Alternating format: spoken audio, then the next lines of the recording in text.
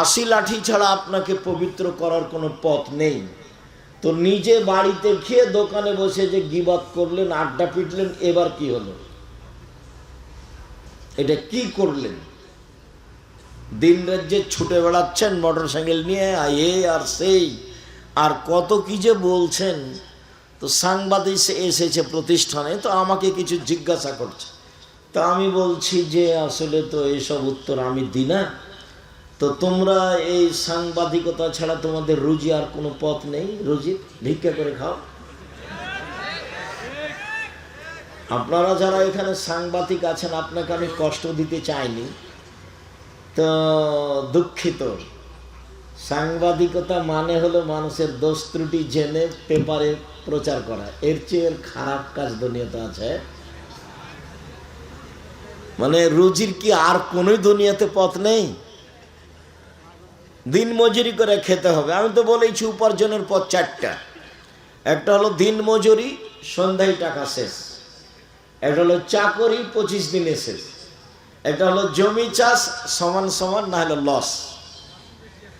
আর একটা হলো ব্যবসা। তখন রাসূল সাল্লাল্লাহু আলাইহি সাল্লাম বললেন, সত্যবাদী বিশ্বস্ত ব্যবসায়ীরা বিচারের মাঠে নবীদের সাথে থাকবেন, শহীদদের সাথে থাকবেন, সিদ্দিকদের সাথে থাকবেন।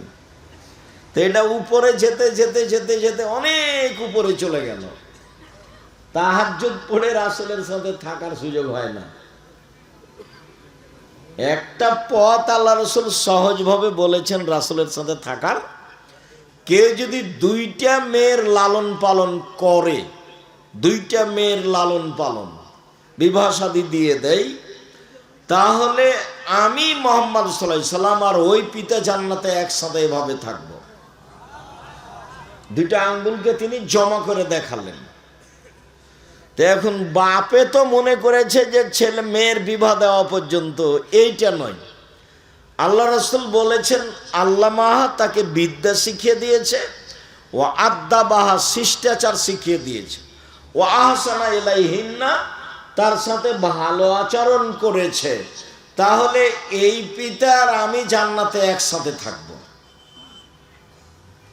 তো বাপ তো জানে না বিদ্যা কাকে বলে, বাপ তো জানে না শিষ্টাচার কাকে বলে, তো কি শিখাবে তাহলে? সকালে গিয়ে মেয়ে তো আপনার যত স্কুল কলেজ আছে গোদাগাড়ি, চাঁপাইনবাবগঞ্জ, বাংলাদেশে, মেয়েরা সকালে গিয়ে বলছে ও কালিমা তোমার আকাশ, ও কালিমা তোমার বাতাস। তাহলে কি বাপ ভালো শিখিয়ে দিতে পারলো? সকালে মেয়েকে বলছে তুই বল যে আল্লাহ এক নয়, কালিমাও আল্লাহ। নাউজুবিল্লাহ। মেয়ে এখন সকালে গিয়ে বলছে কালিমাও আল্লাহ, কালিমা বাতাস দিতে পারে,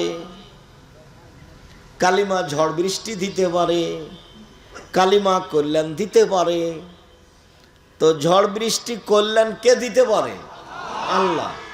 তো মেয়ে যে বলছে স্কুলে গিয়ে যে কালিমার আকাশ, কালিমার বাতাস, ছেলে মেয়ে জাতির কল্যাণের জন্য মানুষ করেন, এভাবে মানুষ করছেন কেন? ওকে চোর বানাচ্ছেন, প্রতারক বানাচ্ছেন, ধোঁকাবাজ বানাচ্ছেন। বিদ্যা বুঝতে পারলেন না কাকে বলে? শিষ্টাচার। আপনি তো নিজেও জানেন না শিষ্টাচার কাকে বলে, তো মেয়েকে কি শিষ্টাচার শিখাবেন? বলেন এটা কি জায়গা? জায়গাটার নাম কি? মাটি কাটা। আর এই মাঠটা হচ্ছে মাটি কাটা কলেজ মাঠ। তো এখানে আশেপাশে যেসব বাড়ি আপনাদের মেয়েরা যারা এসেছে, যারা ঢং ঢং করে চলে গেছে, এরা সবাই ধরেন যে আপনার মেয়ের নখটা বড় আছে, বলেন এটা কোন শিষ্টাচার?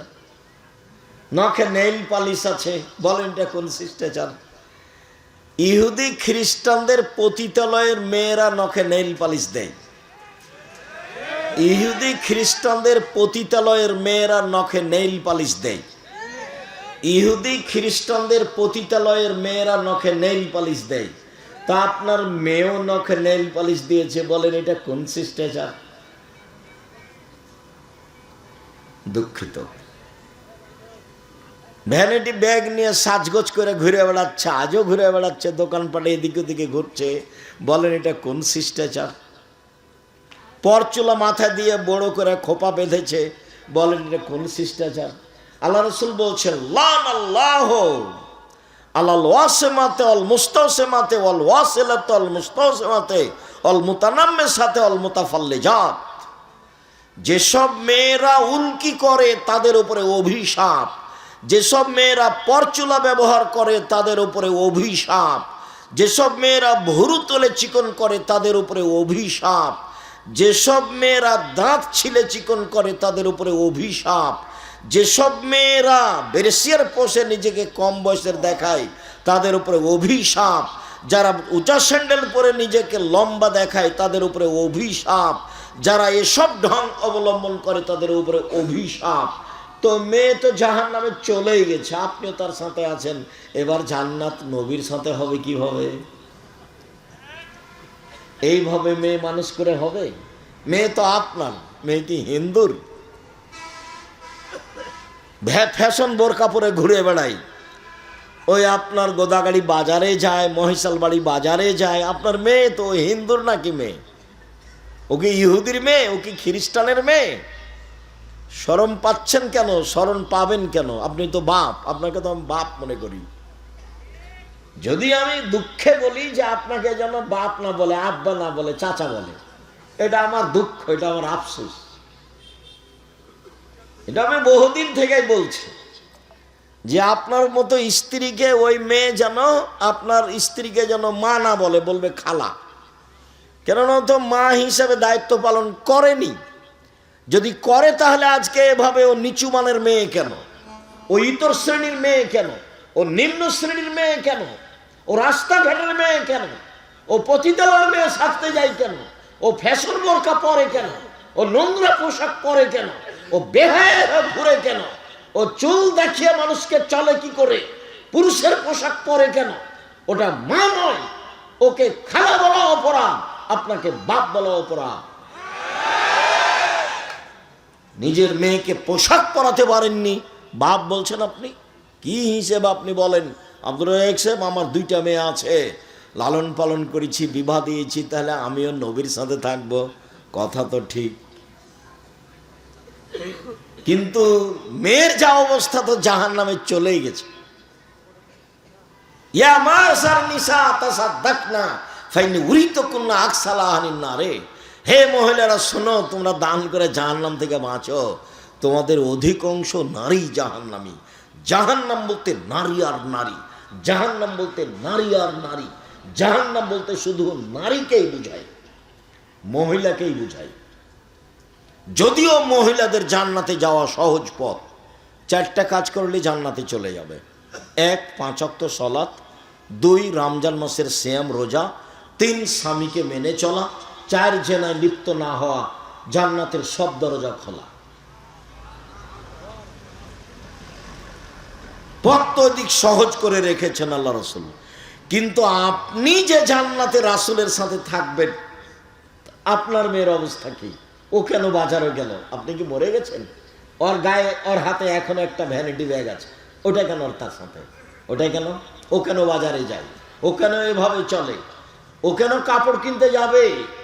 ওর বাপ মরেছে, ওর শ্বশুর মরেছে, ওর ভাই মরেছে, ওর বোনের ছেলে মরেছে, ওর ভাইয়ের ছেলে মরেছে, ওই একাই দুনিয়াতে থাকে, ও যায় কেন? ওর শরম হয় না কেন? ওর হায়া হয় না কেন? ওর লজ্জা হয় না কেন? ওর শরম হয় না কেন? এর ইতস্তবোধ হয় না কেন? ও নিজেকে মনে করে না কেন যে আমি মহিলা? যে মনে করে না কেন? কেন মনে করে না? আয়েশা রাদিয়াল্লাহু তাআলা আনহা বলেন, আমি পায়খানা টয়লেটে গেছিলাম দূরে, এসে দেখছি জনগণ সব চলে গেছে, আমি এখন একাই, আমি বসে আছি। সাফওয়ান ইবনে মুআত্তাল আমাকে দূর থেকে দেখে বুঝতে পেরেছেন। তিনি আমাকে দেখে চিনলেন কি করে? পর্দার আয়াত নাজেল হওয়ার আগে তিনি আমাকে দেখেছিলেন। আমি ছিলাম হালকা পাতলা মেয়ে। হাদিসে বোঝা যায় তার রূপের অভাব ছিল না, তবে অবশ্যই তিনি সারার মতো সুন্দরী ছিলেন না। পৃথিবীর সবচেয়ে সুন্দরী মহিলা হচ্ছেন ইব্রাহিম আলাইহিস সালামের স্ত্রী সারা। তবে তিনি সাফিয়াকে নিজের চেয়ে সুন্দরী মনে করতেন, কাজেই মাঝে মধ্যে তিনি বলতেন, হাসবুকালিন নিসা হাসবুকালিন নবী সাফিয়া কাদা ওয়া কাদা। আপনি সাফিয়ার অত সুন্দরী গুণ বলেন কেন? যে সাফিয়া সুন্দরী মহিলা, সাফিয়া এই মহিলা, আরে সাফিয়া তো একটা খাটো মহিলা, আপনি তার এত প্রশংসা করেন কেন? এইটা আয়েশা রাদিয়াল্লাহু তাআলা বলেন এবং বুঝতে পারতেন যে সাফিয়ার কিছুটা সুন্দরী গুণ আমার চেয়ে বেশি আছে, এটা তিনি আঁচ করতেন। যখন এভাবে বলেছেন আরও তো একটা খাটো মহিলা, আপনি তার প্রশংসা করছেন, তখন আল্লাহ রসুল বলছেন, হে আয়েশা লাকাদ কুলতে কালিমাতাল্লাহ মাজাজাত বিহাল বাহরুল্লাহ মাজাজাতহু। আয়েশা, তুমি যেই কথা বললে, এই কথা যদি সাগরে ফেলে দেওয়া হয় তাহলে সাগরের পানি ঘোলা হয়ে যাবে। তুমি খাটো বলেছ, বদনাম হয়েছে, সেটা আমার পরের কথা। এখন কথা হলো এই যে আপনি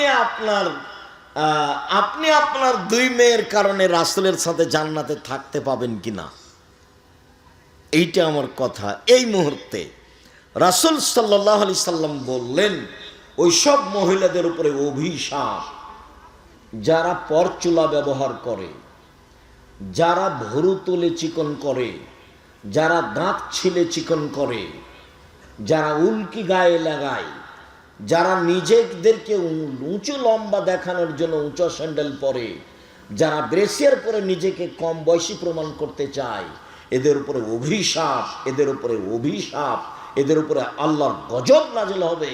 আল্লাহ রাসূল বলছেন যে তিন শ্রেণীর মানুষ জান্নাতে যাবে না, তিন শ্রেণীর মানুষ জান্নাতে যাবে না, তিন শ্রেণীর মানুষ জান্নাতে যাবে না। তার এক শ্রেণীর মানুষ হচ্ছে রাজলাতু মিনান নিসায়ে, পুরুষের বেশধারী নারী, যারা পুরুষের জুতা স্যান্ডেল পরে, যারা পুরুষের শার্ট প্যান্ট পরে, যারা পুরুষের পোশাক পরে, তারা জান্নাতে যাবে না। তা আপনার মেয়ে তো প্যান্ট পরে আছে এখন,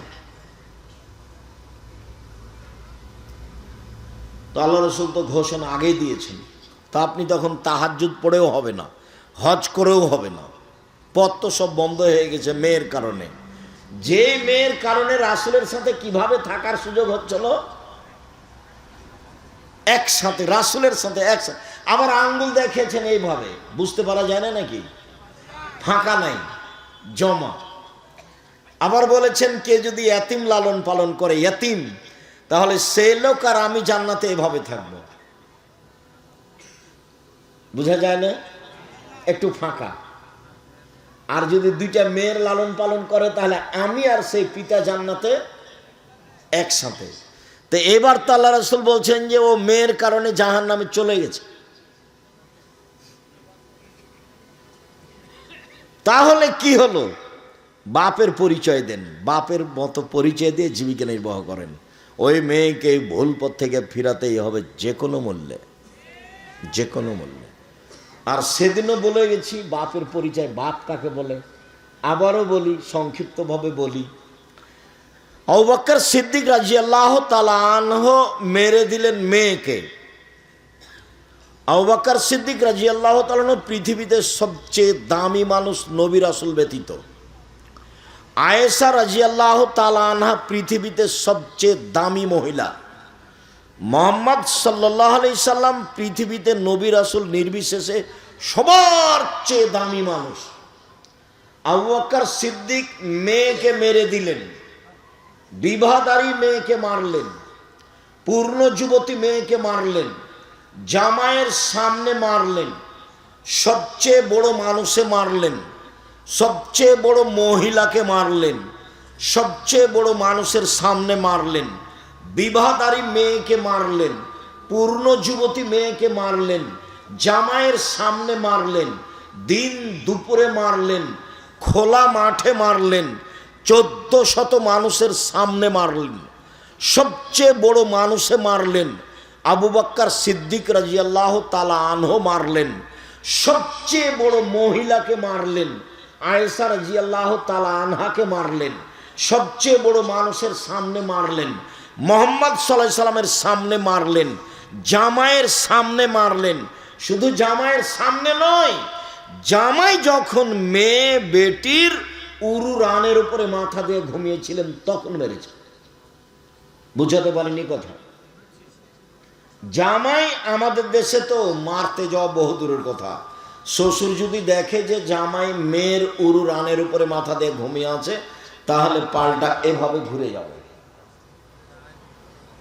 মানে যাওয়াই যাবে না ওইদিকে। পরিবেশটা আমাদের দেশের এরকম। তা আয়েশা রাদিয়াল্লাহু তাআলা আনহার উরু রানের উপরে মাথা দিয়ে ঘুমিয়ে আছেন মুহাম্মদ সাল্লাল্লাহু আলাইহি সাল্লাম। সবচেয়ে বড় মানুষ ঘুমিয়ে আছেন, সবচেয়ে বড় মহিলার কোলে ঘুমিয়ে আছেন, সবচেয়ে বড় মানুষে মারছেন, জামাইয়ের সামনে মারছেন, বিবাহদারী মেয়েকে মারছেন, পূর্ণ যুবতী মেয়েকে মারছেন, হাত দিয়ে মারছেন, বাপে বেটিকে মারছেন। বেটি কোনোদিন বাপের কাছে বড় হয় না, 7 ছেলের মা হলেও একবারে পিটিয়ে ফাটিয়ে দিতে হবে যে কোনো সময়, 19-20 দেখলেই এর নাম বাপ। আয়েশা বলছেন ফাল্লাকা জানি লাকসাতান শাদীদা, এত জোরে আমার বাপ আমার কোমরের উপরে মারলেন, কোমরের উপরে, যে আমার স্বামী আমার উরু রানের উপরে মাথা দিয়ে না ঘুমালে আমি মায়ের কারণে দূরে সরে যেতাম, এত জোরে মেরেছেন। আমি নিজেকে টিকে রাখার চেষ্টা করেছি যাতে করে আমার স্বামীর ঘুম ভেঙে না যায়। স্বামী হচ্ছেন মুহাম্মদ সাল্লাল্লাহু আলাইহি সাল্লাম, আর স্ত্রী হচ্ছেন আয়েশা রাদিয়াল্লাহু তাআলা আনহা, আর বাপ হচ্ছেন আবু বকর সিদ্দিক রাদিয়াল্লাহু তাআলা আনহু। খোলা মাঠে মেরে দিলেন মেয়েকে, জামাইয়ের সামনে মারলেন, হাত দিয়ে মারলেন, খোলা মাঠে মারলেন, 1400 মানুষের সামনে মারলেন। এত বড় বাপে এত বড় বেটিকে এতগুলো মানুষের সামনে, এত বড় মানুষের সামনে খোলা মাঠে মেরে দিলেন। আর আপনার মেয়েটা ক্লাস 10-এ পড়ে, ঢং ঢং করে পুরুষের পোশাক পরে ঘুরে বেড়াচ্ছে, আপনি তাকে একটা ধমক দিতে পারেন না? আপনার বাপ, আপনার বাপ মরে যাওয়ার চেয়ে বেঁচে থাকার চেয়ে মরে যাওয়া ভালো, বেঁচে থাকার চেয়ে মরে যাওয়া ভালো। আপনার ছেলে মেয়ে লালন পালনের জিম্মেদারি জামিয়া সালাফে নিয়েছে, নিবে ইনশাআল্লাহ, আমি জিম্মেদারি পালন করব ইনশাআল্লাহ। জামিয়া সালাফে প্রায় 500-র অধিক এতিম অসহায় আছে। আপনাদের কালকে যদি আরো 500 সকালে গিয়ে ঢোকে কোনো সমস্যা নাই ইনশাআল্লাহ, আলহামদুলিল্লাহ। কাজে আপনার ছেলে মেয়ের জিম্মেদারি নিলাম আমি, আপনার মতো বাপ বেঁচে থাকা আমি চাইনি। তা আপনি কি করবেন? আপনি আবু বকর সিদ্দিক হন, পিটিয়ে ঠিক করতে হবে। বিবাহদারী মেয়েকে জামাইয়ের সামনে আবু বকর সিদ্দিক মারতে পারেন, আপনি ধমক দিতে পারেন না? ওর কপালে টিপ আছে, নখে নেইল পালিশ আছে, পুরুষের পোশাক পরে আছে, ভ্যানিটি ব্যাগ হাতে করে ঢং ঢং করে ঘুরে বেড়াচ্ছে, আপনি কিছুই বলতে পারেন না? আপনাকে শরম লাগে, আপনাকে তেস্তব লাগে, আপনাকে কেমন কেমন লাগে, কেমন কেমন লাগবে? কেন লাগবে? কেন লাগবে? হিন্দু মেয়েরা কপালে টিপ দেয়, আপনারটা দিল কেন? ওইভাবে আসকারা মাস্কারা মুখে চোখে লাগিয়ে মানুষের সামনে ঘুরে কি করে? রিক্সাওয়ালাকে দেখানোর জন্য রিক্সায় উঠে? রিক্সাওয়ালা কি স্বামী? রিক্সাওয়ালাকে দেখানোর জন্য তার এত সাজগোজ, বাজারে যাওয়ার জন্য তার এত সাজগোজ, সাজুগুজু তার এত কেন? বাজারে যায় কেন এভাবে? আপনি চোখে দেখতে পান না? আপনার স্ত্রী চোখে দেখতে পায় না? স্বামী স্ত্রী ছাই করতে কলা করতে বেঁচে আছেন? কেন বেঁচে আছেন? ছেলে মেয়েকে মানুষ করতে হবে, এই জন্য বেঁচে আছেন। রাসূল সাল্লাল্লাহু আলাইহি সাল্লাম বলছেন, কোন পিতা যদি 2 জন মেয়ের লালন পালন করে, সেই পিতার আমি জান্নাতে একসাথে থাকব। তখন তিনি বলেছেন, বিদ্যা শিখিয়ে দিল, সুন্দর বিদ্যা শিখিয়ে দিল, শিষ্টাচার শিখিয়ে দিল, সুন্দর শিষ্টাচার শিখিয়ে দিল, তার সাথে ভালো আচরণ করলো। এই বাপ নবীর সাথে জান্নাতে একসাথে এভাবে থাকবেন। সম্মানিত দিনী ভাই বোন, মনে রাখা ভালো হবে, জেনা মহাপাপ। রাসূল সাল্লাল্লাহু আলাইহি সাল্লাম বলেন, অবিবাহিত ছেলে মেয়ে জেনা করলে 100 লাঠি পিটিয়ে এলাকা থেকে তাড়িয়ে দিতে হবে 1 বছরের জন্য। তিনি বলেন, বিবাহিত পুরুষ নারী জেনা করলে ইট ঢেল পাথর দিয়ে মেরে মেরে মেরে ফেলতে হবে, তার বেঁচে থাকার কোনো সুযোগ নেই। 3 শ্রেণীর মানুষকে হত্যা করতে হয়, 2 শ্রেণীর মানুষের বাঁচার পথ আছে। 3 শ্রেণীর মানুষকে হত্যা করতে হয়, 2 শ্রেণীর মানুষের বাঁচার পথ আছে। 1, কেউ যদি বলে আমি কোরআন মাজিদ মানি না, তাহলে তাকে সরকারিভাবে হত্যা করতে হবে। ফাঁসির মঞ্চে নিয়ে যাওয়া হয়েছে, ও এখন বলছে আমার ভুল হয়েছে, কোরআন আল্লাহর দেওয়া বিধান, তাহলে তাকে ফাঁস থেকে নামিয়ে নিতে হবে। হত্যার যোগ্য অপরাধ ছিল, স্বীকৃতির কারণে সে বেঁচে গেল। 2, আপনি আমাকে হত্যা করেছেন, আমার বাপ মা আপনাকে হত্যা করে নিবে, তার নাম কেসাস। তবু আপনার বাঁচার পথ আছে। আপনাকে ফাঁসির মঞ্চে নিয়ে যাওয়া হয়েছে, গলায় ফাঁসও দেওয়া হয়েছে। আমার বাপ মা ছুটাছুটি করে বলছে আমরা মাফ করে দিলাম, আমরা মাফ করে দিলাম, আমরা কেসাস নিব না। তাহলে আপনার আর ফাঁসি হবে না। 3, বিবাহ করার পরে যদি কেউ জেনায় লিপ্ত হয়, তাহলে তাকে পৃথিবীতে বাঁচিয়ে রাখার কোনো পথই নেই। কিয়ামত পর্যন্ত কোনো পথ বেরো হবে না। বিবাহ জেনায় লিপ্ত হয়, তাহলে তাকে পৃথিবীতে বাঁচিয়ে রাখার কোনো পথ নেই, পুরুষ হোক আর নারী হোক। জেনা মহাপাপ, জেনা মহাপাপ, জেনা মহাপাপ। এর পরেও যদি তার বিচার না হয়, সে যদি রাতের অন্ধকারে দিনে কোনো জায়গায় নির্জনে বসে আল্লাহকে বলে আমি ভুল করেছি, আমি অপরাধী, আস্তাগফিরুল্লাহ ওয়া আতুবু ইলাইহি, আমি আল্লাহর কাছে ক্ষমা ভিক্ষা চাই, তার কাছে ফিরে যেতে চাই, আস্তাগফিরুল্লাহ আল্লাযী লা ইলাহা ইল্লা হুয়াল হাইয়ুল কাইয়ুম ওয়া আতুবু ইলাইহি, রব্বিগফিরলি ওয়া তুব আলাইয়া ইন্নাকা আনতাত তাওয়াবুল গফুর, আল্লাহুম্মা আনতা রাব্বি লা ইলাহা ইল্লা আনতা খালাকতানি ওয়া আনা আবদুকা ওয়া আলা আহদিকা ওয়া আদিকা মাসতাতাতু আউযু বিকা মিন শাররি মা সানাতু আবু লাকা বিনিমাতিকা আলাইয়া ওয়া বিযামবি ফাগফিরলি ফাইন্নাহু লা ইয়াগফিরু যুনুবা ইল্লা আনতা। আল্লাহ এই পাপ তার ক্ষমা করে দিবেন ইনশাআল্লাহ। কেন? এই পাপ কার সাথে জড়িত? আল্লাহর সাথে জড়িত। আপনি দোকানে বসে আমার বদনাম করেছেন, মরা পর্যন্ত ক্ষমা চান, দেখি হয় নাকি? যদি আল্লাহ আপনাকে ক্ষমা করে দেন, আল্লাহ হবেন জালেম।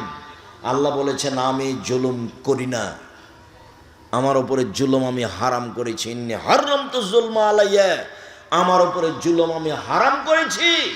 তুমি যার বদনাম করেছো সেখানে ক্ষমা নেওয়া, এখানে কেন? কথা স্পষ্ট হয়নি? জিন্দেগিতে মুখ খুলবেন না কারো নামে। ছেলেগুলো ওখানে দৌড়াচ্ছে, আপনারা দেখলেন না? এই ছেলেরা, তোমাদের এখানে লোকজন নেই, তোমরা ওখানে দাঁড়িয়ে আছো কেন? জায়গা নাই নাকি? তোমাদের জন্যই তো আমি এসেছি। ভাইজান, আপনি ওখানে কেন দাঁড়িয়ে আছেন? আমি আপনার জন্য এসেছি। আমি এখানে কোনো স্বার্থ নিয়ে আসিনি, আমি নির্বাচন করি না, এবং আমি কোনো তাফসির মাহফিল করি না। আমার কাছে কোনো উদ্দেশ্য নেই, শুধু উদ্দেশ্য আপনাকে একটু পরকালমুখী করা। আমি আপনার জন্য খাস করে এসেছি। আপনাকে আলোচনা ভারী লাগুক আর হালকা লাগুক, দয়া করে আপনি ধৈর্যের পরিচয় দিবেন, কিছুক্ষণ আপনি অপেক্ষা করবেন। আমি আপনার জন্য এসেছি। আপনারা মহিলারা, আপনারা আমার দিনী বোন, আমি আপনাকে যতই কঠিন করে বলি না কেন, আপনার আমি উপকারের জন্য এসেছি, আপনার আমি কল্যাণ কামনা করি। আপনি আমার দিনী বোন, আমার কিছু করার নেই। রাসূল সাল্লাল্লাহু আলাইহি ওয়াসাল্লাম এইভাবেই বলেছেন। তিনি বলছেন ইন্নাল মারাতা তুকবিলু ফি সূরাতি শায়তান ওয়া তুদবিরু ফি সূরাতি শায়তান, নিশ্চয় মহিলারা শয়তানের বেশ ধরে আসে, নিশ্চয় মহিলারা শয়তানের বেশ ধরে যায়। বলেন তো আমি কি করতে পারি? আল্লাহ রাসূল এইভাবেই বলছেন। এই ছেলে, তোমাদের কি কাজ এখানে?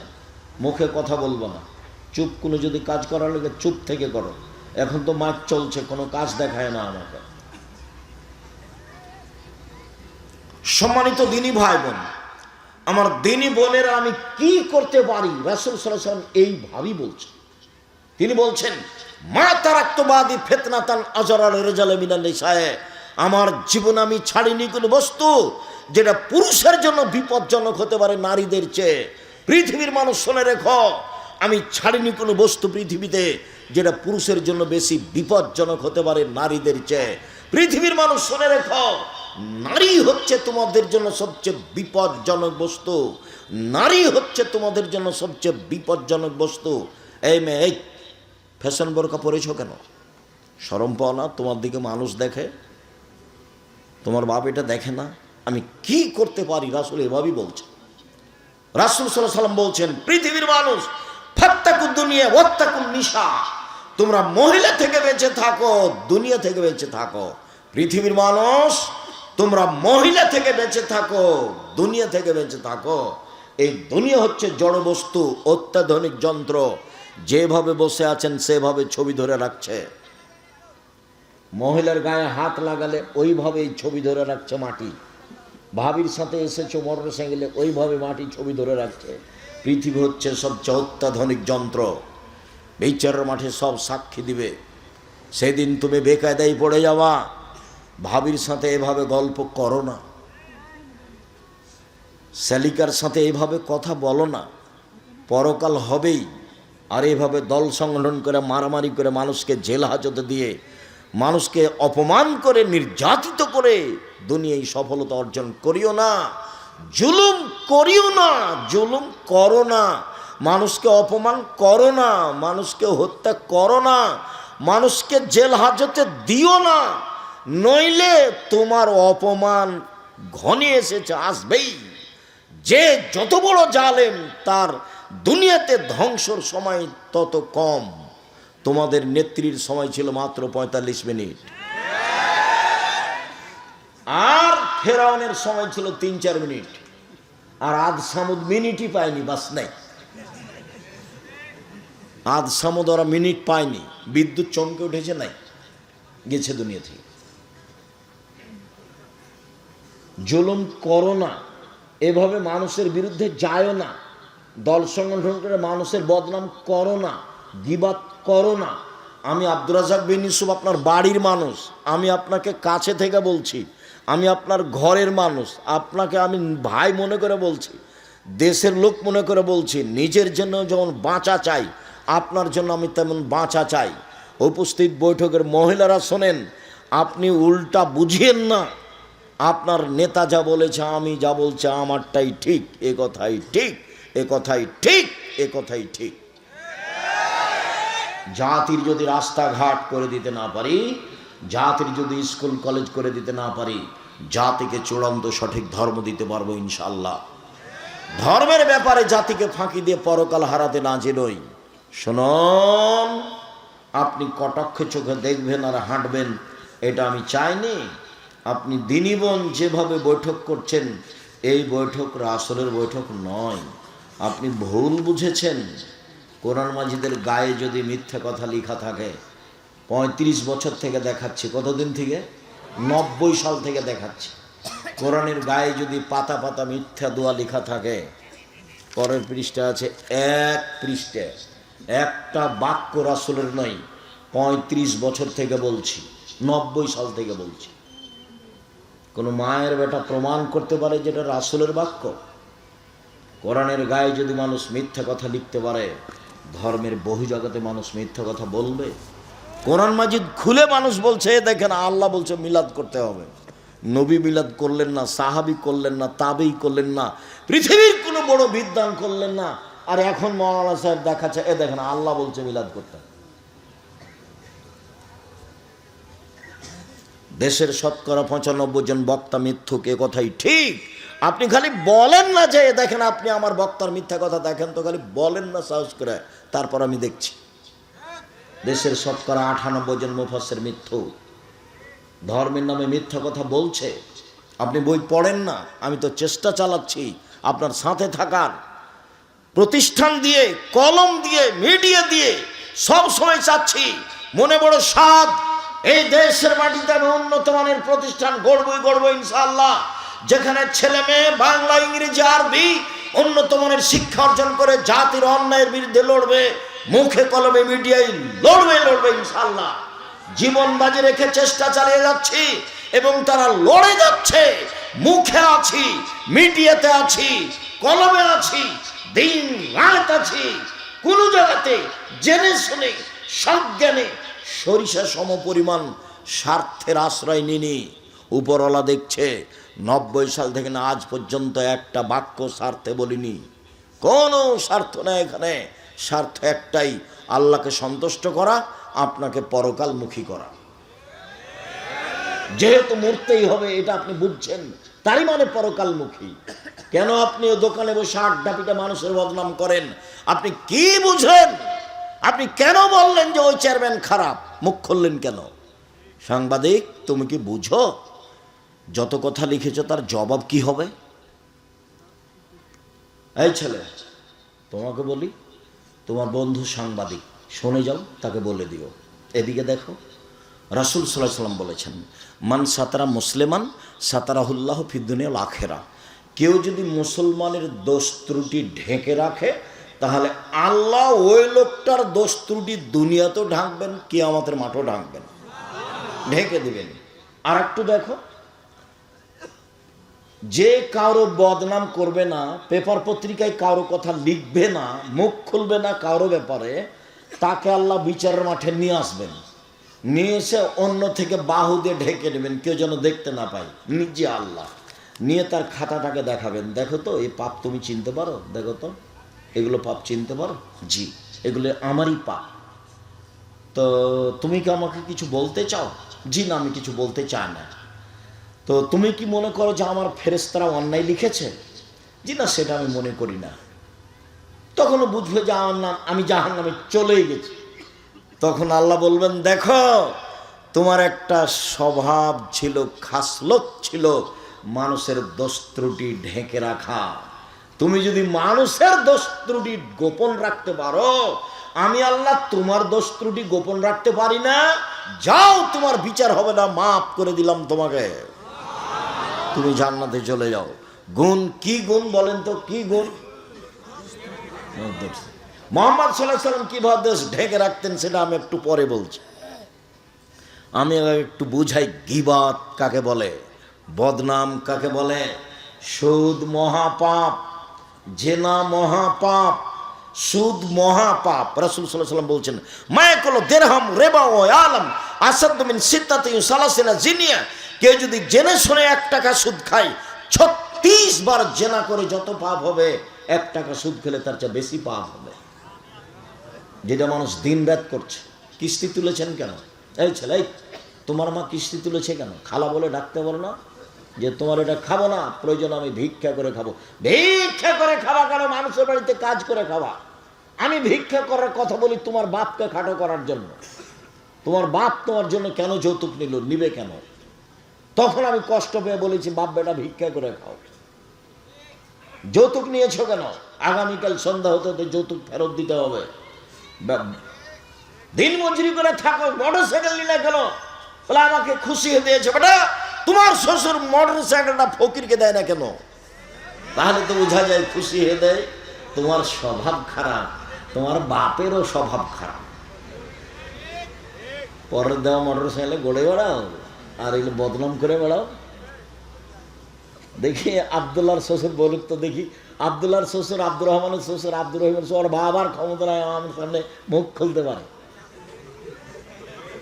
মুখ খোলার সাহস রাখে না, মানে ওর ধারে কাছে যেতে পারবে না।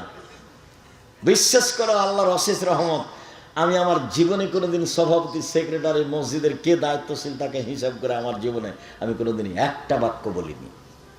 আমি আমার মতো বলি, সুলি হবে না ফাঁসি হবে সে বিবেচনা আমি কোনোদিন করিনি।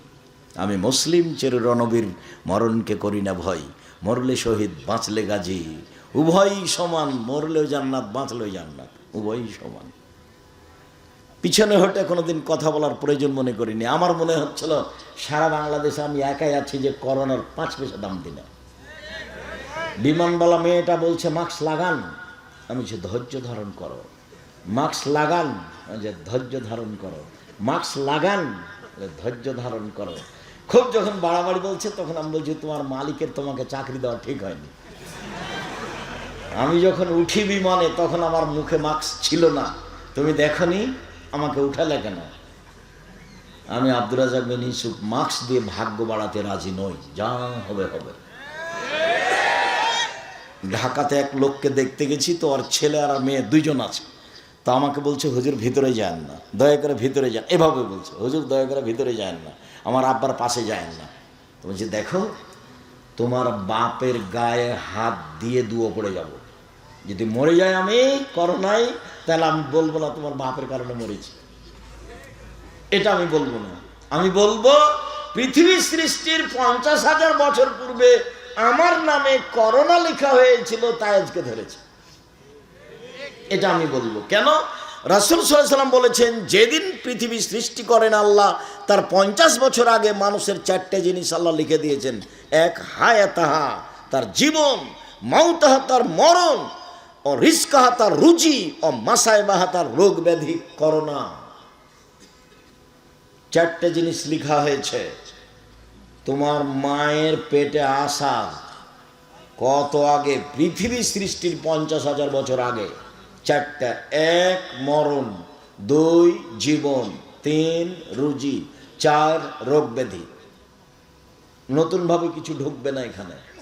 তা আমি সাহসারা হবো কেন? যে লোকটার করোনার যে অবশিষ্ট আছে ওখানে ফেলে দিচ্ছে, আর একজন ফকির তুলে খাচ্ছে, ওর করোনা ধরে না, আর আমি না পাশে গেলে বলে করোনা ধরে নিবে। পাগল বানাচ্ছে যারা ওষুধ তৈরি করেছে তারা, এদেরকে সব পাগল বানাচ্ছে, এদেরকে সব টিকা মিকা দিয়ে এদেরকে সব বিকলাঙ্গ করছে। এইসব পথে যেতে হবে না। পথ আমি কোনোদিন বলিনি যে ইহুদি খ্রিস্টানদের অধীনে থাকতে হবে, ওদের গোলাম হয়ে থাকতে হবে, এটা আমি কোনোদিন বলিনি। পথ আছে, গরিব মানুষ, আমি মানুষের বাড়িতে কাজ করে খাবো, আমি কাজ করে খেতে বলিনি, আমি বলেছি চকলেটের ব্যবসা। চকলেটের ব্যবসা বলে আমি চকলেটের ব্যবসা করতে বলিনি, আমি বলেছি সবচেয়ে কম পয়সার ব্যবসা। বুঝাতে পারলাম না কথা? চকলেটের ব্যবসা মানে সবচেয়ে কম পয়সার ব্যবসা। লোন নিয়ে ব্যবসা করতে রাজি নই, লোন নিয়ে ব্যবসা করতে রাজি নই। রাসূল সাল্লাল্লাহু আলাইহি ওয়াসাল্লাম প্রত্যেক সালাতে সালাম ফেরার পূর্বে বলতেন, ওয়াউযু বিকা মিনাল মাসামি ওয়াল মাগরাম, তোমার কাছে বাঁচতে চাই বড় পাপ হতে, তোমার কাছে বাঁচতে চাই ঋণ কর্জ হতে, তোমার কাছে বাঁচতে চাই বড় পাপ হতে, তোমার কাছে বাঁচতে চাই ঋণ কর্জ হতে, তোমার কাছে বাঁচতে চাই বড় পাপ হতে, তোমার কাছে বাঁচতে চাই ঋণ কর্জ হতে। আল্লাহ রাসূল এভাবে বলতেন সালাম ফেরার পূর্বে। আর আল্লাহ রাসূল বলতেন, এই শোনো, এই জানাজা এ লোকের ঋণ আছে নাকি? বলে জি আছে। তা আমি গেলাম। আল্লাহ রাসূল ঋণ থাকা লোকের জানাজা পড়াতেন না, ওর জানাজাই নেই। তোমার বাপ ব্যাংকে ঋণ নিয়ে ব্যাংকের চাকরি করে, লোন পেয়েছে 50 লক্ষ দিয়ে বাড়ি করেছে, লিফট দেওয়া আছে, তোমরা সবাই উঠছ আর নামছ, খুব খুশি, তোমার মা খুশি, তুমিও, তোমার বোনও খুশি, সবাই মিলে খুশি। তো তোমার বাপের জানাজা হবে না যে? বলে মুন্সিকে দিয়ে করে নিও। দুনিয়া তো এরকমই, মুন্সিকে দিয়ে করে নিতেই পারো। 5,000 50,000 টাকা দিলে আমাকে বলিও তো একটা, আমি কাছে আছি, আব্দুল রাজ্জাক সাহেব আমার আব্বার অনেক টাকা আছে ব্যাংকে, 5 কোটি টাকা দিব, আপনি জানাজাটা করে দেন। আপনার জামিয়া সালাফে বলিও দেখি। শুনুন, রাসূল সাল্লাল্লাহু আলাইহি ওয়াসাল্লাম বলেন, সুদের 70টি ভাগ রয়েছে। সবচেয়ে ছোট ভাগ হলো মার সাথে জেনা করলে যেমন পাপ হয়। সুদের পাপের 70টি ভাগ রয়েছে। ছোট ভাগ হলো মার সাথে জেনা করলে যেমন পাপ হয়। সুদ মহাপাপ, সুদ মহাপাপ, সুদ মহাপাপ। কোটি কোটি টাকা সুদ খেয়ে আজকে বলছি ভুল হয়েছে, আর কোনোদিন সুদ খাবো না, লেনদেন বন্ধ করলাম, তুমি আমাকে মাফ করো। আল্লাহ বলবেন ঠিক আছে করলাম। এখন দোকানে বসে আড্ডা পিটে কারো বদনাম করেছে, ক্ষমা চাও দেখি, হবে না। আল্লাহ তো বলছেন হাদিসে কুদসি, মা দাওতানি রাজাউতানি, আদমের ছেলে মেয়ে শোনো, তুমি যেভাবে ডাকো আমি সেভাবে থাকি, তুমি যেভাবে বলো আমি সেভাবে শুনি, তুমি যেভাবে ডাকো আমি সেভাবে শুনি, তুমি যেভাবে বলো আমি সেভাবে মানি। আমি পরোয়া করি না তুমি কত বড় পাপী, আমি পরোয়া করি না তুমি কত বড় পাপী, তুমি ক্ষমা চাইলে আমি ক্ষমা করে দিই, আমি পরোয়া করি না তুমি কত বড় পাপী, তুমি যেভাবে বলো আমি সেভাবে থাকি, তুমি যেভাবে ডাকো আমি সেভাবে শুনি, ক্ষমা চাইলে ক্ষমা করে দিই, আমি পরোয়া করি না তুমি কত বড় পাপী। আদমের ছেলে মেয়ে শোনো, তোমার পাপ বেশি হতে হতে হতে যদি আকাশে লেগে যায় পাপ আর পাপ, এরপরে যদি তুমি আমাকে বলো আমার ভুল হয়েছে, আমি তোমাকে ক্ষমা করে দেব, আমি পরোয়া করি না তুমি কত বড় পাপী, আমি পরোয়া করি না তুমি কত বড় পাপী। তুমি যেভাবে ডাকো আমি সেভাবে থাকি, তুমি যেভাবে বলো আমি সেভাবে শুনি, তুমি ক্ষমা চাইলে আমি ক্ষমা করে দিই। এই কথা আল্লাহ বলছেন। তবে ঋণ ব্যতীত, বদনাম মানুষের সাথে জড়িত পাপ ব্যতীত, মানুষের সাথে জড়িত পাপ মানুষের কাছ থেকে ক্ষমা নিতে হবে, অন্যথায় বিচারের মাঠে নেকি দিয়ে বুঝিয়ে দিতে হবে। সেদিন সব বঙায় ছেলে বসো। মহান আল্লাহ বলেন ওয়াইলুল লিকুল্লি হুমাজাতিল লুমাজা, সামনে বদনাম করে যে, পিছনে বদনাম করে যে, ও সুনিশ্চিত জাহান্নামে যাবে। গীবাতের ফলাফল জাহান্নাম। জুবাইর ইবনে মুতঈম রাদিয়াল্লাহু তাআলা আনহু বলেন রাসূল সাল্লাল্লাহু আলাইহি সাল্লাম বলেছেন লা ইয়াদখুলুল জান্নাতা কাত্তাতা ফিরাতিন নামাম, চগলখড়ি করে যে সে জাহান্নামে যাবে, বদনাম গীবাত করে যে সে জাহান্নামে যাবে। রাসূল সাল্লাল্লাহু আলাইহি সাল্লাম বলেন পৃথিবীর মানুষ শুনে রেখো, বদনাম মহাপাপ, গীবাত মহাপাপ। বিচার মাঠে সবচেয়ে নিকৃষ্ট জঘন্য মানুষ হবে যে মানুষের বদনাম এখানে একটা বলে ওইখানে আর একটা বলে, এ হবে সবচেয়ে খারাপ মানুষ।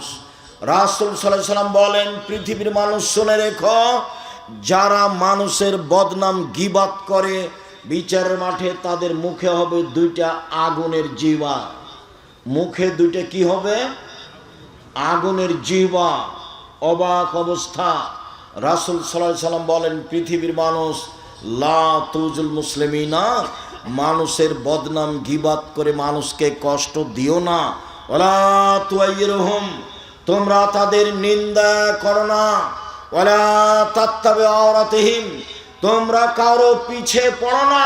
ওমাই ইয়াত্তাবিউ আওরাতা আখিহাল মুসলিম, কেউ যখন কারো বদনাম করে ইয়াত্তাবিউল্লাহু আওরাতাহু, তখন আল্লাহ তার বদনামের পিছনে লেগে যান। আর আল্লাহ যার বদনাম করেন তাকে আল্লাহ ধ্বংস করেই ছাড়েন। ও যদি মানুষের বদনাম করে তার বাহনের উটের পেটে ঢুকে যায় তবে আল্লাহ তাকে বদনাম করেই ছাড়বে না। ছেলে বলো তো দেখি, তুমি মানুষের বদনাম করলে তোমার বদনাম কে করবে? আল্লাহ। মানুষের বদনাম করে যদি তুমি পাথরের মধ্যে ঢুকে যাও বা তোমার উটটার পেটের মধ্যে ঢুকে যাও তবে তোমাকে আল্লাহ সেখানে অপমান করবে। এর নাম বদনাম, এর নাম গীবাত। রাসূল সাল্লাল্লাহু আলাইহি সাল্লাম বলেন আমাকে জিবরাইল মেরাজে নিয়ে যাচ্ছেন উপরে, দেখি অনেক মানুষ তাদের লম্বা লম্বা নখ, তামার নখ হাতে, একমেশন ওজুহম সুদুরাহম, মুখকে এভাবে খামচা মেরে ধরছে, গোস্ত তুলে ফেলছে, বুকে এভাবে খামচা মেরে ধরছে, গোস্ত তুলে ফেলছে। আমি বললাম জিবরাইল মান হাওলা, এরা কারা? যারা নিজেদের নখ দিয়ে মুখ এবং বুকের গোস্ত তুলে ফেলছে, এরা কারা? তখন আল্লাহর জিবরাইল বলছেন শুনেন, আল্লাযীনা ইয়াকাউনা ফি আরাজিন নাস, এরা হচ্ছে ওরা যারা মানুষের বদনাম গীবাত করত। আপনি মহিলা মানুষ, এই মেয়ে চলে গেছো নাকি, গল্প করছো নাকি? মুখ বন্ধ করো। উপস্থিত বৈঠকের দিনই বোন, আপনি মুখখান বন্ধ করেন। এই মেয়ে কথা বলছো কেন? আপনি একটু মুখখান বন্ধ করেন। মহিলাদের স্বভাব, এক কেজি চাউল কর্জ নিতে গেছে, ধার নিতে গিয়ে বলছে বুবু শুনেছ কি হয়েছে? বুবু শুনেছ কি? বলে কি? তো একটু চাউলটা দাও বলছে। আরে বল না আগে কি হয়েছে। আগে বদনামটা শুনবে তারপরে। মহিলা মানুষ বদনাম দিয়ে তার জীবন চলে, মানুষের গীবাত দিয়ে তারা জীবন চলে। যে মহিলা আপনার বাড়িতে এসে কারোর বদনাম করতে চাচ্ছে, আপনি বলেন মুখখান বন্ধ করেন, আমি কারোর বদনাম, আপনাকে চাউলই দিব না, যান। আপনাকে ভালো লাগবে। ও কার বদনাম শুরু করেছে? যে আপনার শত্রুতা। ও কার বদনাম শুরু করেছে বলেন তো দেখি? যে আপনার শত্রুতার। তখন আপনাকে খুব ভালো লাগছে। ঠিকই বলেছেন, আসলেই খারাপ, ঠিকই বলেছেন, আসলেই খারাপ, ঠিকই বলেছেন, আসলেই খারাপ, মানুষই নয়, এই সেই। আপনার ভালো লাগছে আর ওকে বলতে ভালো লাগছে কেন? ওই যে চাউল নিতে এসেছে, আটা নিতে এসেছে, দেখেন এবার অবস্থা কি। এর নাম হলো বদনাম। রাসূল সাল্লাল্লাহু আলাইহি সাল্লামকে বলা হলো, আল্লাহ রাসূল, বেশি বেশি মানুষের জাহান্নামে যায় কিভাবে? তখন আল্লাহ রাসূল বললেন, মুখ আর লজ্জা স্থান, এই দুটা জিনিস মানুষকে জাহান্নামে নিয়ে যায়। এক মুখ, আর দুই হলো লজ্জা স্থান। মুখে যদি মানুষে বদনাম করে তাহলে তার জান্নাতে যাওয়ার পথ নেই। একদা রাসূল সাল্লাল্লাহু আলাইহি সাল্লাম বলেন, সঙ্গী সাথী বলতে পারো মানুষকে পিছন দিক থেকে ধাক্কা মেরে জাহান্নামে নিক্ষেপ করে কি? সঙ্গী সাথী বলতে পারো মানুষকে পিছন দিক থেকে ধাক্কা মেরে জাহান্নামে নিক্ষেপ করে কি? সঙ্গী সাথী বলতে পারো মানুষকে পিছন দিক থেকে ধাক্কা মেরে জাহান্নামে নিক্ষেপ করে কি? এই কথা বলতে বলতেই আল্লাহ রাসূল নিজের জিহ্বাটা ধরে নিয়েছেন। এই জিহ্বা মানুষকে পিছন দিক থেকে কি করে? ধাক্কা মেরে জাহান্নামে নিক্ষেপ করে। মুখই খুলবেন না, কথাই নাই। আল্লাহ রাসূল বলেছেন বাঁচার তিনটা পথ। এক, আলজেম বাইতাক, বাড়ির বাইরে যাবেন না, কাজ শেষ বাড়ি। খেয়ে উঠে হাত খান ভালো করে ধুচ্ছেন না, হাতটা না ধুয়েই আপনি যাচ্ছেন দোকানের দিকে। আপনার স্বভাব কত খারাপ! স্বভাবটা একবার ইতশ্রেণীর মতো, নিম্ন শ্রেণীর মানুষের মতো। বুঝেও বুঝে না ওরা, অন্তর আছে বুঝে না, দেখেও দেখে না ওরা, চক্ষু আছে দেখে না, শোনেও শোনে না ওরা, কান আছে শোনে না। উলায়েকা কালা আনাম, তারা পশু প্রাণীর মতো, তারা গরু ছাগলের মতো, তারা কুকুর শ্রীর মতো, বালু মাজাল বরং তার চেয়ে খারাপ। জিন্দেগিতে মানুষের বদনামে যাবেন না। রাসূল সাল্লাল্লাহু আলাইহি সাল্লাম বললেন বাঁচার তিনটে পথ। এক, মুখ জিহ্বা। দুই, জরুরি প্রয়োজন ছাড়া বাইরে যাবা না। তিন, পাপের জন্য কাঁদো।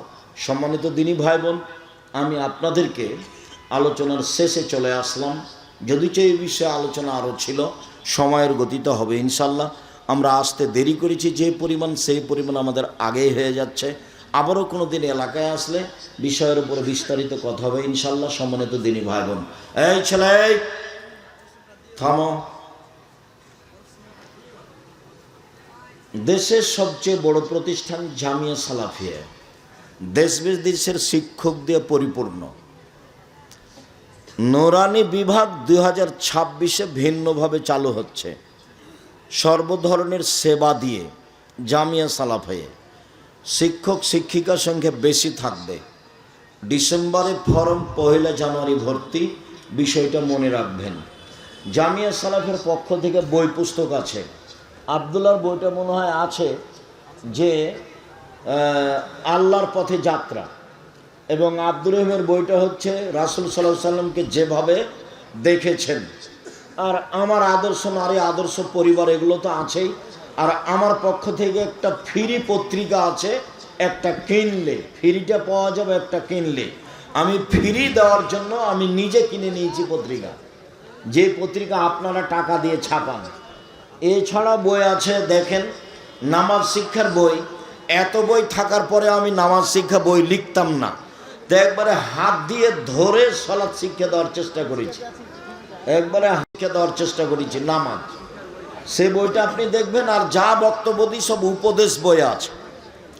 তো সালাত শিক্ষা, উপদেশ বই, আর আবদুল্লাহর বইগুলি আছে নাকি দেখেন, অর্থ গুরুত্বপূর্ণ বই। আল্লাহর পথে যাত্রা এখন যেটা বের হয়েছে, কয়েকটা জিজ্ঞাসা। আপনারা খালি চলে যাবেন না, আপনারা আমার জন্মভূমির মানুষ।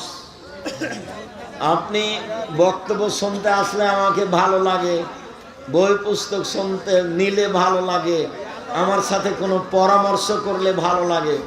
মাঝে মধ্যে আমার আফসোস হয় যে আমি নিজের জন্মভূমিতে অনেক জায়গায় কথা বলতে পারি না। হরিমোহনে প্রোগ্রাম ছিল, হরিমোহন স্কুল মাঠে। তো হরিমোহন স্কুল মাঠে ওরা প্রোগ্রাম করতে পারছে না, অন্য জায়গায় করছে। চাঁপাইনবাবগঞ্জের মাটিতে এমন কোনো মায়ের বেটা কে আছে যে ধর্মকে নতুন ভাবে পেশ করতে পারে? ঘুঘুরা তুলে দেবো, কে আছে এমন? ওই মাঠে বক্তব্য দেওয়ার যোগ্যতা আমি রাখি, আলহামদুলিল্লাহ। ওখানে মাঠে বক্তব্য হতে দেওয়া হবে না, মানে সে কে এমন ব্যক্তি আছে এটা আমি ধর্তব্যে রাখি না, ধারণাও রাখি না। তবে এই জুলুমের অবসান ঘটেছে, আরো ঘটবে। এই জুলুমের অবসান ঘটেছে, আরো ঘটবে। কোন সাহসে তুমি এই কাজ করতে যাও? কোরআন হাদিস তুমি কি বুঝো? তুমি কোরআন হাদিস কি বুঝো? তুমি মুখ দিয়ে শব্দ বের করলে ভুল হতে পারে। তুমি কি বুঝাতে চাও? আমাদের বক্তব্য কেন বন্ধ হবে? কেন হতে দেওয়া হবে না? কোথায় রহস্য? স্পষ্ট করো। সম্মানিত দিনী ভাই বোন, চাঁপাইনবাবগঞ্জ আমার জন্মভূমি জেলা, রাজশাহীর পাশে আছে, আপনাদের পাশে আছে। আপনাদেরকেও আমি আমার জন্মভূমি এলাকার মানুষই মনে করি। কাজেই আপনারা আসলে ভালো লাগে, পরামর্শ চাইলে ভালো লাগে, পরামর্শ দিলে ভালো লাগে। জামিয়া সালাফিয়া আমি একাই গড়িনি, চাঁপাইনবাবগঞ্জ রাজশাহী জেলার মানুষের জামিয়া সালাফিয়া। জামিয়া সালাফিয়া রাজশাহী যেটা, সেটা 50 বিঘা জমির উপরে ছেলেদেরটা, আর মেয়েদেরটা তানেরে প্রায় 60 থেকে 70 বিঘা জমির উপরে। জামিয়া সালাফিয়া যেটা রূপগঞ্জ, নারায়ণগঞ্জ, ঢাকায়, সেটা প্রায় 100 বিঘা জমির উপরে। যেটা দিনাজপুরে, সেটা প্রায় 20 বিঘা জমির উপরে। 300 জন শিক্ষক শিক্ষিকা আছেন। 40 লক্ষ টাকা মাসে বেতন লাগে। 40 লক্ষ। শিক্ষক জানেন না কিভাবে প্রতিষ্ঠান চলে, ছাত্র জানে না কিভাবে প্রতিষ্ঠান চলে, কমিটি জানে না কিভাবে প্রতিষ্ঠান চলে, আমি নিজেই ভালোভাবে জানি না কিভাবে চলে। অতএব আপনাদের নিজস্ব সম্পদ মূল্যায়ন করার চেষ্টা করবেন।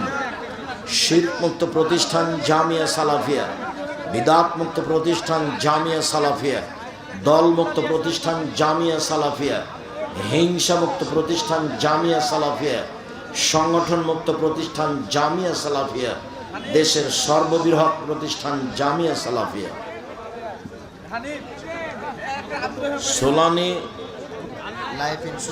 সোনালী লাইফ ইন্স্যুরেন্সের সুদ মুক্ত না সুদ যুক্ত। এদেশে এমন কোনো ইন্স্যুরেন্স নেই যেটা সুদ মুক্ত, সবই সুদ যুক্ত। ফরজ সালাতে ইমাম সূরা ফাতিহা ভুল করলে নামাজ হবে কি? ভুল করলেও নামাজ হবে, ভুলের কারণে নামাজ বাতিল হবে না। আর এই ভুলে সহসিজদা দিতে হবে না। রাকাত কমলে বা বেশি হলে সহসিজদা দিতে হয়। আত্তাহিয়াত ছুটে গেলে সহসিজদা দিতে হয়। সূরাতে ভুল হলে সহসিজদা লাগে না।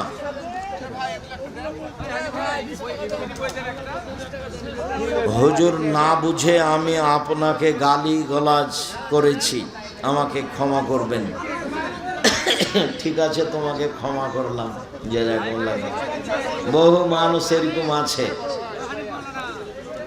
তুমি আরো 5 জনকে বলে দিও আমি জাতির কোনোদিন ক্ষতি করিনি। যখন জাতি না বুঝে আমার বক্তব্য বন্ধ করে তখন আমার আফসোস হয়। এই ছেলে, একটা ফ্রি হলে একটা কিনলে সরাসরি ফ্রি নয়,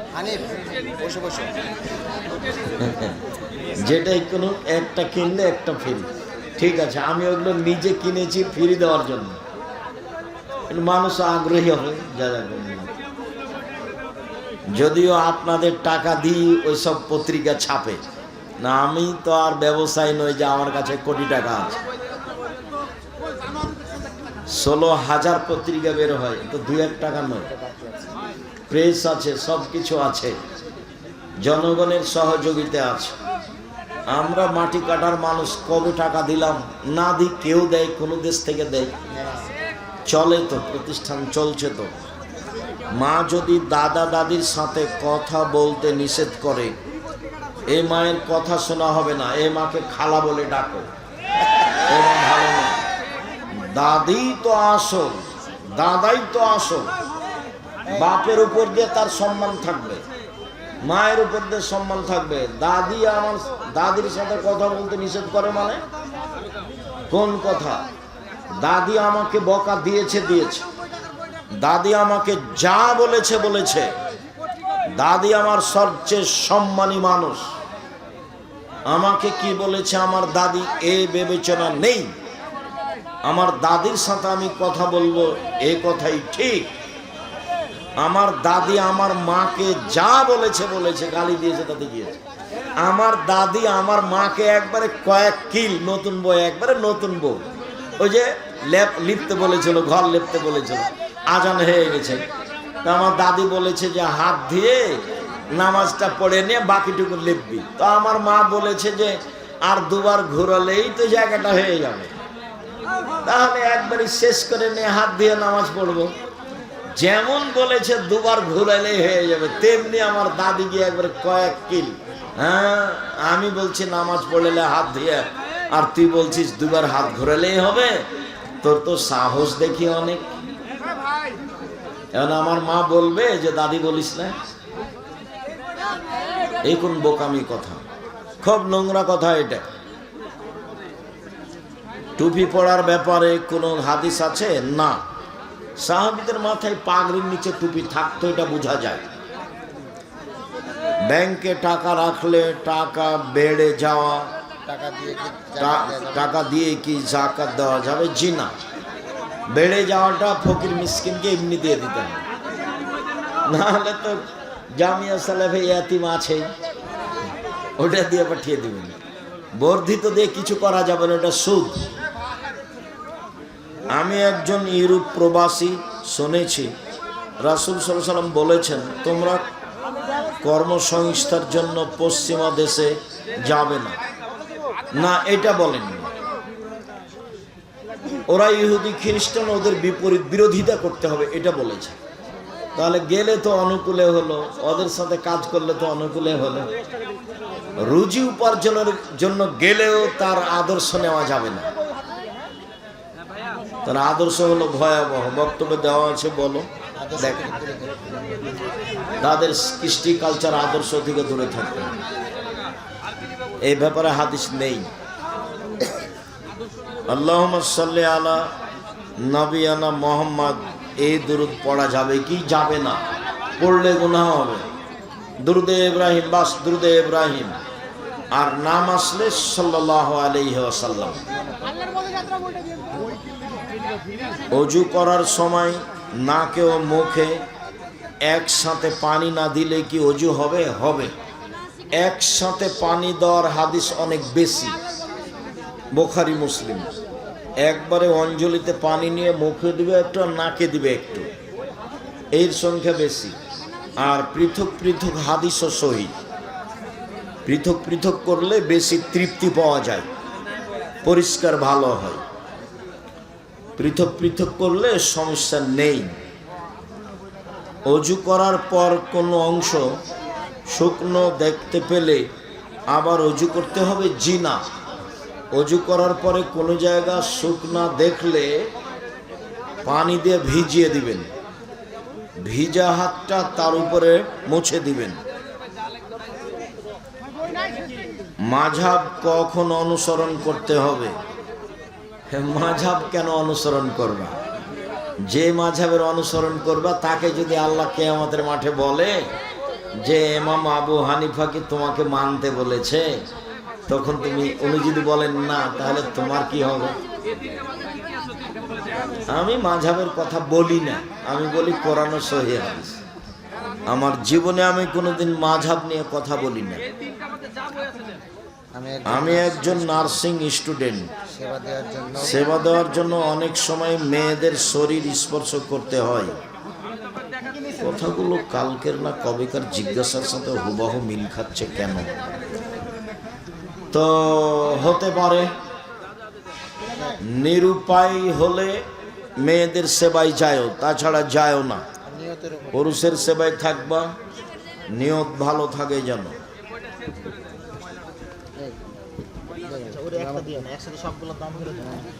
মজা করে গোপনে ফোনে বা SMS এ দুজন দুজনকে 3 বার কবুল বললে কি বিয়ে হবে? না, এই বিবাহ বাতিল। কোর্টের বিবাহ বাতিল, উকিলের বিবাহ বাতিল, জজের বিবাহ বাতিল। কোর্টের বিবাহতে ছেলে মেয়ে হলে সব ছেলে অবৈধ, 7 ছেলের মা হলো 7টাই অবৈধ সন্তান। কোর্টের বিবাহ বাতিল। বাপ ছাড়া বিবাহ হবে না, বাপ ছাড়া বিবাহ হবে না। বাপের দাম আছে। বাপ মরলে দাদা, চাচা, ভাই এরা নিচে নেমে আসে। তওবা কিভাবে করব? তওবা কখন করলে কবুল হবে? আস্তাগফিরুল্লাহ ওয়া আতুবু ইলাইহি বেশি পড়ো। রাতে 2 রাকাত সালাত আদায় করে হাত তুলে বলো, এই পাপ আমি এই পাপ আর কখনো করব না। তুমি আমাকে পাপ থেকে বাঁচাও। অনুতপ্ত হয়ে বলছি। আমি একজন ছাত্র, টিউশনি করে টাকা ইনকাম করি। মেয়েদেরকে পড়ালে কি টাকা হালাল হবে? নির্জনে কোনো মেয়েকে পড়াতে পাবা না। পড়ালে তার মা পাশে বসে থাকবে, নইলে আরও 5 জন হতে হবে, ইসলামী পোশাক হতে হবে। জুমার দিনে খুতবার পরে আজান দেওয়া হয়, সেটা জায়েজ না? আজান একটাই, যখন খুতবা শুরু হবে তখন বাস একটাই আজান, রাসূলের সুন্নাহ। এশার সলাতের পর ভিতরের সলাত না পড়লে সলাত আদায় হবে কি? ভিতরের সলাত ফজরের আজান পর্যন্ত পড়েন, যখন সহজ হয় 1 রাকাত পড়বেন, চাইলে 3 রাকাত, চাইলে 5 রাকাত, 1 রাকাত বেশি পড়বেন। আর কেউ যদি দোয়ায়ে কুনুত পড়তে চায়, তাহলে দোয়ায়ে কুনুত প্রতিদিন পড়তে হবে না। কেউ যদি কোনো দিন দোয়ায়ে কুনুত পড়তে চায়, তাহলে ভিতর সলাতে পড়বে। কেউ যদি কোনো দিন দোয়ায়ে কুনুত পড়তে চায়, তাহলে ভিতর সলাতে পড়বে। কেউ যদি কোনো দিন দোয়ায়ে কুনুত পড়তে চায়, তাহলে ভিতর সলাতে পড়বে। রুকুর আগে হলে বুকে হাত বাঁধা থাকবে, রুকুর পরে হলে উঠাবে। সাহারির শেষ সময় কিভাবে নির্ধারণ করা হয়? এই 50-60 আয়াতের পড়ার মতো সময় থাকবে, এরকম সময়। শায়েখ, আমি স্বপ্নে দেখি আমার বাবা মারা গেছেন, আমি চিৎকার করে কান্না করছি। এ সময় তখন শেষ রাত। এই স্বপ্ন দ্বারা আমাকে পরিষ্কার বলুন। স্বপ্ন ভালো লাগলে কাউকে বলতে হবে, খারাপ লাগলে কাউকে বলতে হবে না। বাম দিকে থুথু ফেলতে হবে, নাউজুবিল্লাহ মিন জালিক বলতে হবে, অজু করে 2 রাকাত সালাত আদায় করতে হবে, তাহলে খারাপ স্বপ্নের কোনো প্রতিক্রিয়া হবে না। আর স্বপ্ন কোনো দলিল নয়। স্বপ্নের কথা ভালো হলেও ঠিক হতেও পারে, নাও হতে পারে। স্বপ্ন জীবনে কোনো দলিল নয়। শুকরিয়া, জাযাকুমুল্লাহ খায়র। সকল দিনই ভাই বোনকে আজকের আলোচনা মেনে চলার জন্য আন্তরিকভাবে অনুরোধ জানাচ্ছি। বিশেষভাবে সমাজের যা অবস্থা, তাতে হাট বাজার দোকানপাট থেকে বেঁচে থাকতে হবে, মুখ বন্ধ করতে হবে, অন্যথায় সরাসরি জাহান্নামে চলে যেতে হবে, যা আমরা আজ করতে পারছি। বিষয়টি খুব সতর্কভাবে দেখবেন। দ্বিতীয়, 5 ওয়াক্ত সালাত আদায় করবেন, হালাল রুজির চেষ্টা করবেন। আর কোরআন তেলাওয়াতে অভ্যাসী হবেন। আমার দিনী বোনদের অনুরোধ জানাচ্ছি, আপনারা 5 ওয়াক্ত সালাত আদায় করবেন, স্বামীকে মেনে চলার চেষ্টা করবেন, বাপের কথা মতো চলার চেষ্টা করবেন। আল্লাহ ভালো পথ সহজ করে দিবেন ইনশাআল্লাহ। আল্লাহ আমাদের যারা মারা গেছে, তুমি তাদের কবরের শাস্তি মাফ করো। যারা আমরা অসুস্থ, তুমি তাদের আরোগ্য দান করো। যারা আমরা বেঁচে আছি, তুমি তাদেরকে তোমার রাসূলের পদ্ধতি অনুযায়ী চলার তৌফিক দান করো।